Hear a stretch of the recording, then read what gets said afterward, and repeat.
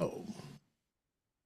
George Kilpatrick Inspiration for the Nation, celebrating people we feel good about. Sheena Solomon is the executive director of the Gifford Foundation. She's sitting on a pot of money, y'all. And she's trying to do good in the community.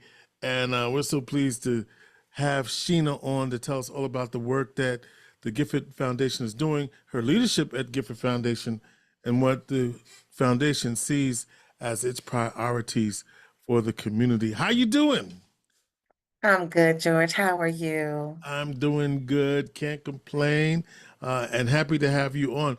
So it's been a minute since we've had you on talking about Gifford Foundation. So let's go back to basics. What's Gifford Foundation? So, the Gifford Foundation is a private philanthropic organization that gives out grants to nonprofit organizations in Onondaga, Madison, and Oswego County. Simple as that. And Yeah. so the organization began in 1954. And how do people apply for grants from the Gifford Foundation? So, it's really easy. We have a resource on our website that you can go to. Also, so we're at thegiffordfoundation.org. It's pretty easy. And then there's also staff. So emailing me or one of my team about what you're interested in, what you're looking for, and then we set you up in our system because that's the way that we keep track of who we talk to, whether we're able to give them funding or not. We go beyond grant making at that point, but really try to be a community partner. So we're And, very easy to access either through email or through our website. and who's eligible for the grants from Gifford Foundation? So any nonprofit is eligible. Any nonprofit with a 501c3 status is eligible as long as you're in our geographic area that we cover, Onondaga, Madison, Oswego County. We also have a small grant that we give out that is a grassroots focused grant where you don't actually have to be a non-for-profit, but you do have to live in the city of Syracuse. You have to be a resident of the city of Syracuse. And you do smaller grants like that. What's the biggest misconception about what Gifford Foundation can do? That's a good question. Um, I think the biggest misconception of philanthropy in general is that philanthropy can solve all the problems. Mm-hmm. I also think a misperception is that money is the answer to everything. So I think that both of those are misperceptions in our community. Like any other organization, we're a 501c3. I have a board, we have a budget, I have limitations just like any other non-for-profit does. And our amount of money is not as large as the bag that you think I'm sitting on, George. We're actually one of the smallest foundations in Onondaga County. Just our reputation exceeds our funds because we do a lot of grassroots work. We're in the community. We're working side by side with residents, and we're more a relational foundation than a transactional one. Interesting. So, between Community Foundation and yourself, Community Foundation is the larger foundation. That is correct. Community Foundation is much larger than we are. Our endowment is at 19 million and their assets is at 450 million, right? So Yeah. a significant gap. And Allen Family Foundation also has a significantly more money as well. Yeah. And so, Sheena, as the leader of the Gifford Foundation, what's your vision of what the foundation should be doing? You talk about beyond grant making, and I know that includes a few other programs. We'll talk about that. But when you became the executive director, what were some of the things that you wanted to do under your leadership? One thing that I definitely wanted to do is I wanted to keep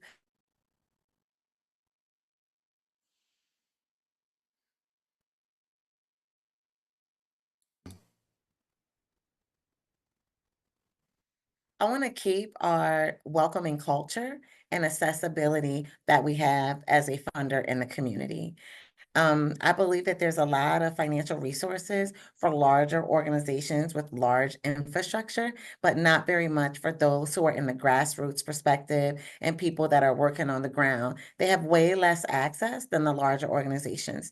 So I wanted to make sure that I kept the welcoming culture here at the foundation, because I want people to feel like they can come and talk to us about just about anything. And do they? They do, actually. People stop in the office on a regular basis. I get texts, emails, Facebook messages, all types of things from people who are like, I just have an idea. I would like to have breakfast. Can we go to lunch? Can I have a moment of your time? I just want to pick your brain. And I always give people my time, which is probably why I'm busy all the time. But my job is all about relationships. It's all about relationships. Either I'm building a relationships or I'm maintaining one. What is the impact you think of what's about to happen in the Syracuse area with the new development, what you see happening downtown, and how Gifford sees its role in all of that, the micron, all of that stuff? So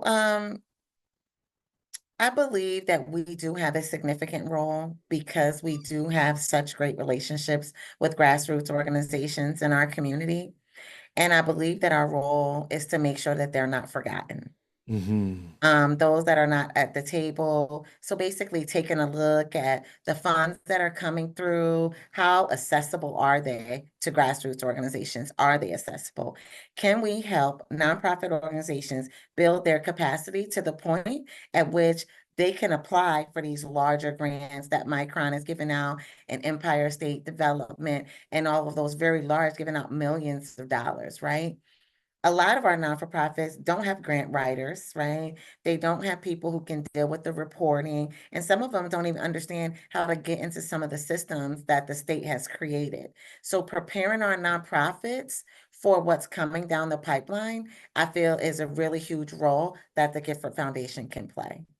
And it is coming down the pipeline, right? With the announcement that, a lot of people are like, is it going to happen? Is it going to happen? And well, they're building out a space at the Lincoln Tower.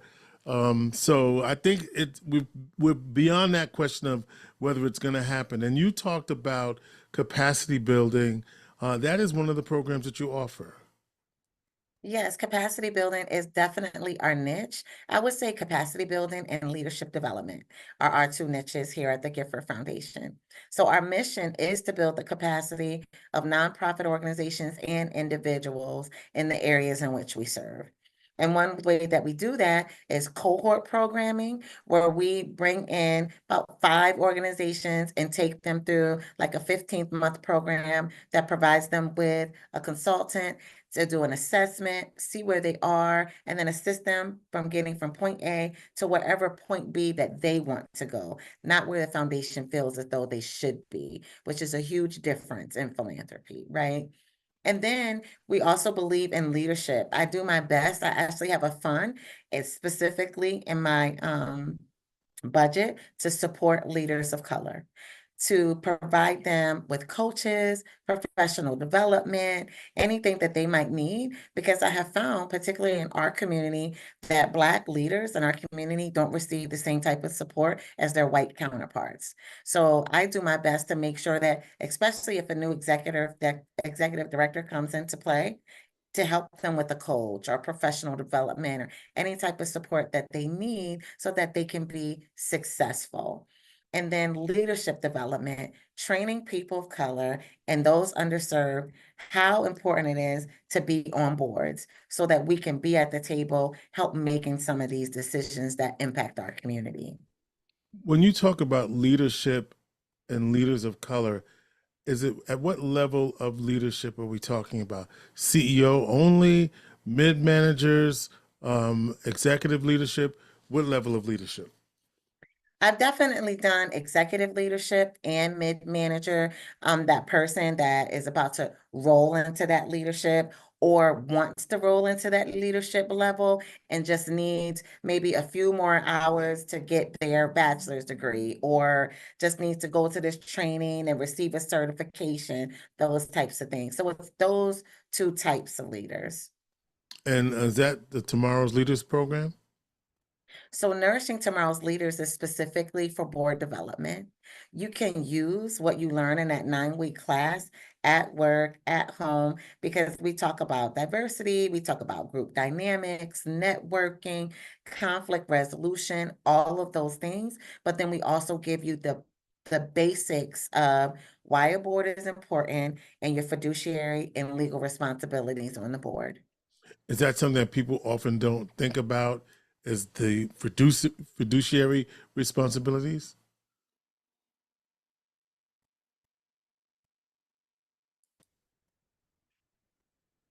People usually don't know that they have a fiduciary and legal responsibility when they're sitting on a board. They don't know that if the organization is unable to make payroll, that is their responsibility to fundraise and keep things moving forward. So being aware and educated before you get on a board is really important. And that's what Nourishing Tomorrow's Leaders is all about. What are you finding in terms of the health of our community? And some people say, "Oh, we have too many nonprofits. Why don't organizations consolidate?" Do you believe that? I do. I do. We have quite a few not-for-profit organizations that are duplicating services that could merge. Unfortunately, the federal pot of money is getting smaller and smaller. And we need people to collaborate a little bit more so that we can sustain the resources that our community receives. So I do believe that. I also believe that there's also a gap in some services as well. So there's other types of nonprofits that could be more helpful, like the mental health realm. Right? Mm. There's not a ton of nonprofits that are addressing that issue. There are the waiting lists for mental health services are extremely long, and mental health is impacting our community on a regular basis every day, right? So I feel like it's both and that there's still some gap services that are needed, but there's also a decent amount of duplication that could be collaborated. When we spoke with Melanie Littlejohn, CEO of the Community Foundation, and she said when they did their town halls, that issue of mental health came up a lot, and so you're right about that. So if organization are we seeing a particular demographic that is underserved as well? I think that it's the same demographic that it usually is. It's usually people of color, right? Low income individuals, people who have substance abuse issues, that gap right there, right? Because talk about homelessness. Homelessness is the result of mental health, substance abuse, lack of income, apartments costing so much more than they used to. People are using more than 30% of their income now just to pay rent, right? Like rents are way more than mortgages these days. As I was listening to you, and I was thinking about what I'm seeing in community and what I'm seeing on the streets, and is there any program that is really equipped to address individuals who may be in distress around these issues but may not want the help? Yeah, I mean, honestly, George, I think that that's part of the problem as well, that people don't necessarily want the help. There's not a lot of organizations like My Father's Kitchen that drives around the community, picks people up, and meet people where they are. Most of the services are sitting in some building while people are pushing paper, right? And they use our demographics to bring in that grant money to provide the programs, but they don't go outside and actually help people who need the services that they're providing. They want you to come to them, Mm-hmm. right? So I think that that's part of the disconnect, quite frankly. No, I appreciate that, and so I wanted to give you a chance to shout out Melanie, because I'm thinking the two of you together as Black women leading two philanthropic organizations. Uh, what does that mean to you? It means the world to me, actually, George. I have been in philanthropy now for 17 years. I have been in the role as executive director for 6, and I have been sitting at these philanthropic tables by myself for a really long time. So having Melanie join me at these tables and having Tamika Otis join me at these tables at the Key Bank Foundation and the Evelyn Ingrams, who was at the Wegmans Foundation, right? The more, the merrier. And we all actually work really well together. Melanie and I actually talk on a regular basis and have talked about different types of ways that Gifford and Community Foundation can collaborate on a much larger scale. What can that look like? How can it impact the community? And how can we impact capacity building in a much larger way? When you reflect on your own leadership journey, what are the joys and what are some of the pains?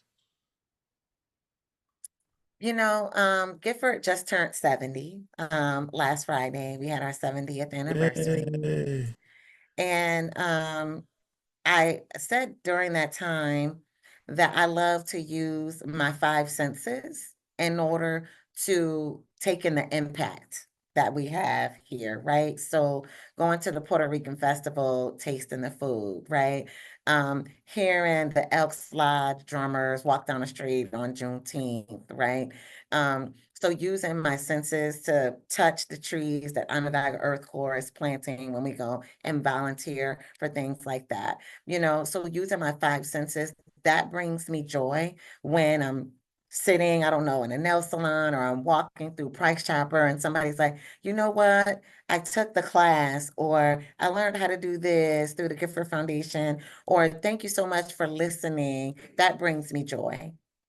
Um, what keeps me up at night is that the need way exceeds the amount of funds that we have to give. That hurts a lot. And knowing that there's a significant amount of our nonprofit organizations that are struggling, and that so many of those nonprofit organizations are being led by Black individuals, and those organizations are struggling. When you look at the hundreds of nonprofits that we have in our community, George, there's only about 20 that are Black led. Oh, 20. 20. Okay. Yes, because as a Black executive director, I was really lonely. So I decided to bring all Black executives all Black executive directors together. And we get together and have lunch or brunch or things like that and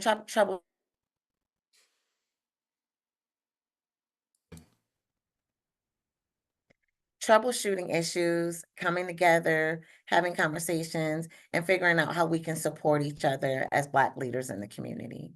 Yeah, I mean, I know that's so important. And do you have, as a Gifford, supporting each other, and I'm sure that comes. I was gonna ask whether you have funding priorities, and I was gonna say whether some vulnerability with coming together, and was there some reticence on the at first, when people don't want to really say what it is because they're trying to, front, if you will. But and so those are the two questions. So you asked if Gifford has funding priorities. Yes. So Gifford's funding priorities is capacity building. We look at the not so sexy things that organizations need, like systems, board development, how to diversify funding streams, leadership development, succession planning, those types of things. So how can we refill their gas tank while they're out being firefighters, trying to solve some of the issues in community? Okay. That part. And the second question? Was about whether there was some vulnerability issues before people regularly were able to share freely. Quite frankly, we were vulnerable from day one. Yeah. We were vulnerable from day one. And you know why, George? Because most of us is the only person who looked like us in their sector. Ah. So coming around the table, seeing a bunch of other brown faces, there was just an immediate release of tension. And like, I feel like I'm here with my people type of feel. Mm. So it was immediate release, and people became vulnerable. Like, I'm dealing with this, I'm dealing with that. And statistics show that when a Black leader takes over for a white predecessor, they receive much less support from donors, funders, all of those things. So us having those real conversations have been really important.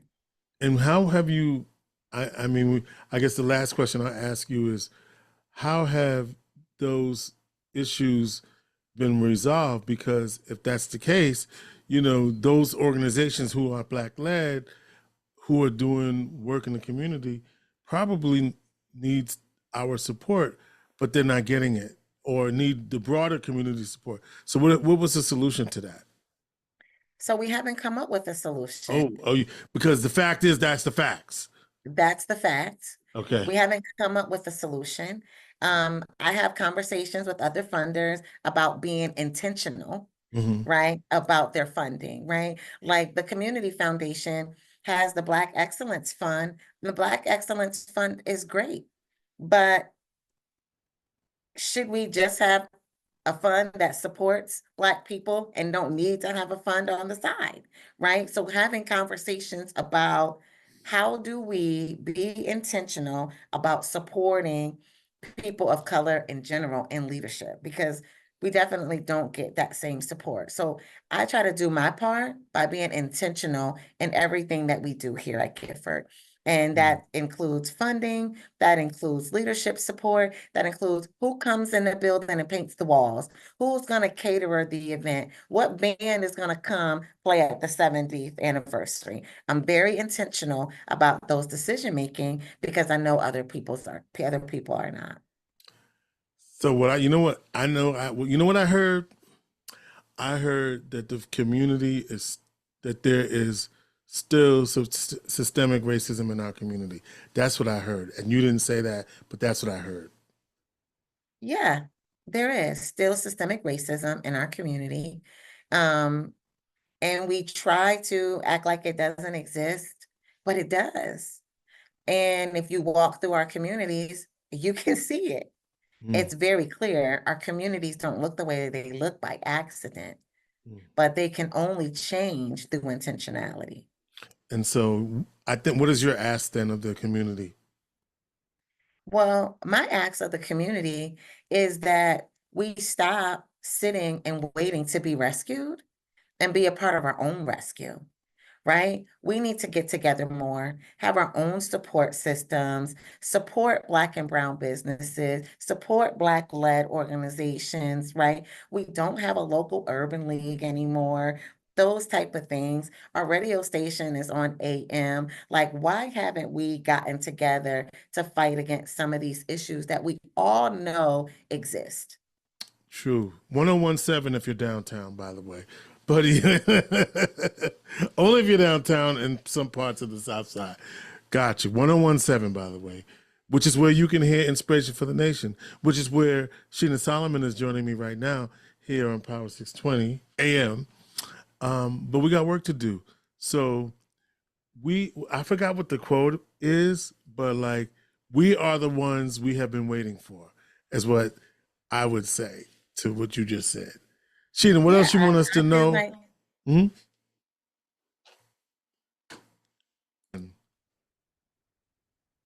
I feel like if you're not a part of the solution, you're a part of the problem.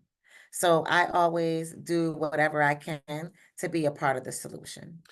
And any final thoughts you have regarding the work the Gifford Foundation is doing, the support you need from community, and any other thoughts?